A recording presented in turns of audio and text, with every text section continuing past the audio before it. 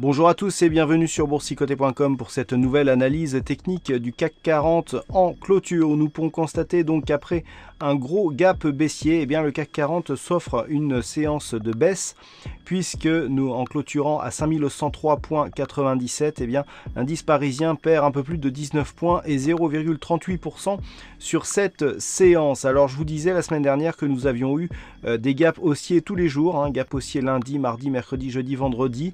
On recommence la semaine sous les mêmes auspices, sachant que le gap n'a pas été comblé puisqu'avec un plus haut qui se situe à 5114,70, il aurait fallu revenir sur les 5115,95 pour le combler en totalité. Donc c'est un comblement partiel qui invalide la poursuite de la dynamique haussière ici qui avait été impulsée par ces 4 bougies.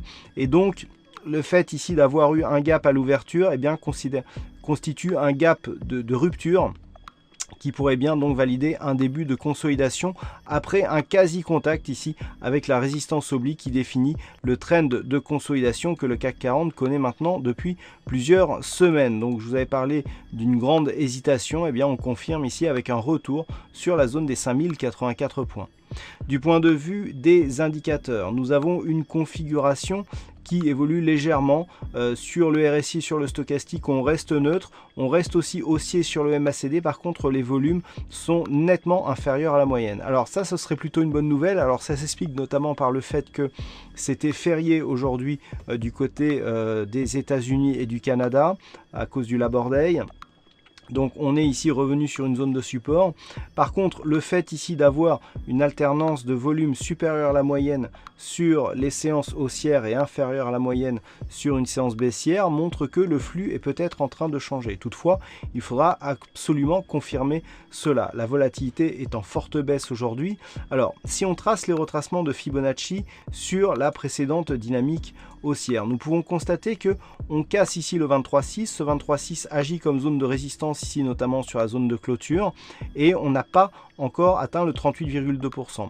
Ce qui est intéressant, c'est que le 38,2 se situe à 5084 points, à peu de choses près, juste donc sur la zone horizontale qu'il fallait surveiller pour ne pas repartir sur un biais baissier. Donc là, les deux signaux se confondent et c'est bien ce niveau ici des 5084 points qu'il va falloir surveiller à partir de demain, car une rupture de ce niveau invaliderait donc la possible poursuite d'un mouvement haussier avec une consolidation proche des 38,2. Si on casse ici cette zone, on casse la zone horizontale qui valide une petite neutralisation ici de la dynamique très court terme, et on casse la théorie selon laquelle tant qu'un retracement ici n'est pas supérieur à 38,2%, on peut continuer sur une dynamique relativement forte et aboutir ici à un test, voire une cassure de la résistance oblique, donc du trend court moyen terme.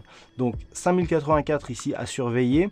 Par contre, il faudrait au moins repasser au-delà des 5122,50 pour espérer tester une nouvelle fois les zones de résistance, donc tant oblique que le point haut ici des 5138 points. Si les cours venaient à tester ici ces zones sans excéder un retracement à 38,2% de Fibonacci, les probabilités de cassure haussière seraient relativement fortes et on pourrait même accélérer en direction ici des 5182 points. Par contre, en cas de rupture ici des 5084-83, on aurait une poursuite de la phase de consolidation validée par le fait ici que nous avons un gap de rupture suivi d'un gap ici non comblé, donc qui nous donne une zone de résistance horizontale. Donc tant que l'on ne repasse pas ici au-dessus de cette zone là des 5115 points, on a potentiellement un risque de consolidation. En cas de rupture, donc l'objectif se situerait dans la zone 50-61,8 entre 5050 points et 5067, et sous cette zone il y aurait des niveaux d'affaiblissement qui apparaîtraient et qui pourraient même nous donner un signal de continuité ici de la dynamique baissière. Voilà ce que l'on peut dire donc sur l'analyse technique du CAC 40 pour ce soir. Alors, du point de vue des statistiques, il n'y a pas assez d'occurrences pour donner des statistiques fiables pour demain, donc il faudra naviguer en fonction des niveaux horizontaux. Voilà donc pour cette analyse. Passez une bonne soirée, de bons trades, et on se retrouve dès demain pour d'autres analyses techniques, toujours sur le site boursicoté.com.